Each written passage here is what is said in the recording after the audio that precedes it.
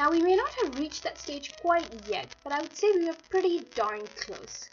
Social media platforms have become the newest way in which members of our current digital age keep in touch with each other and stay in the loop.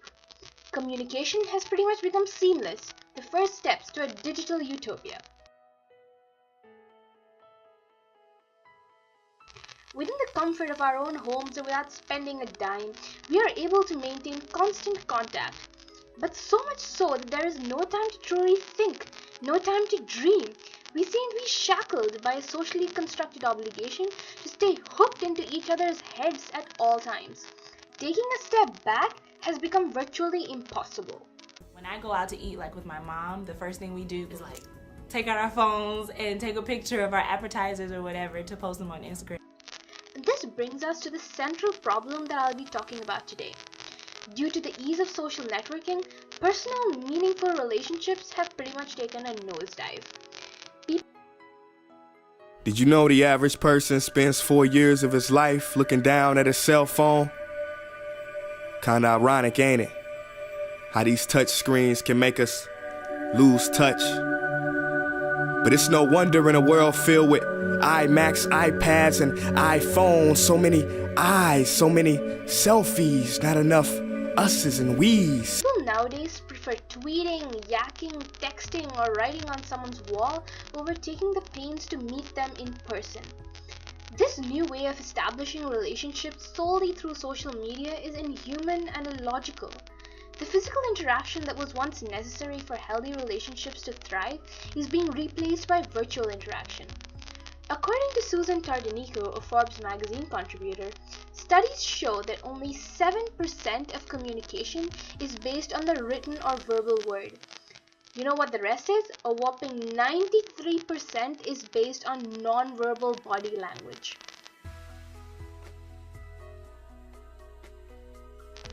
Though creative emoticons and voice messages and pictures, etc., try to soften the dry and emotionless world of online communication, they can never replace the real deal. Simply put, one cannot look another directly in the eyes, hold their hand, or offer an embrace online. The use of social media distances humans from what drives their very existence, being in the presence of other humans. Therefore, it is seen to be dehumanizing. With the absence of tone, body language, and environmental context, the chance for misunderstanding is much higher, rendering the communication ineffective.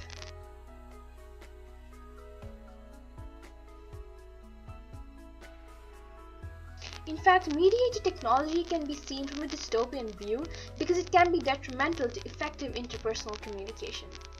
In her book Personal Connections, Nancy Baim says, and I quote, "Utopian alternative is usually articulated as a fear that new media will take people away from their intimate relationships as they substitute mediated relationships or even media use itself for face-to-face engagement."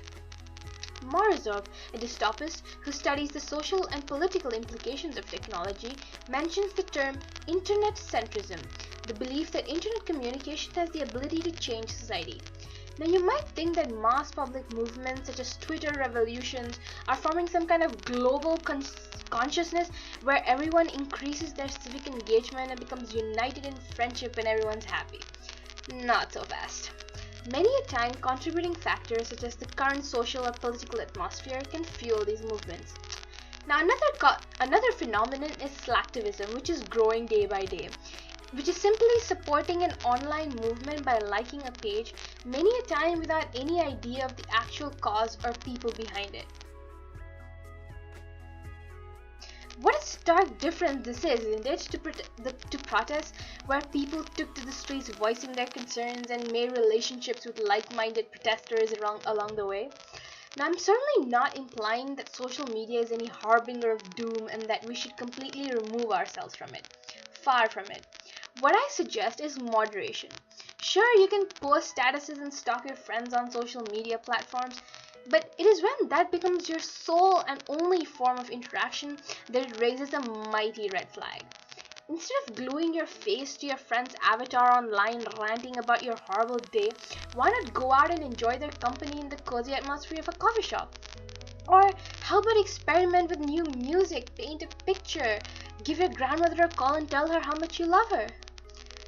In conclusion, our connected online worlds are filled with a cacophony of voices vying for our attention, which deafens our ears to what is truly important.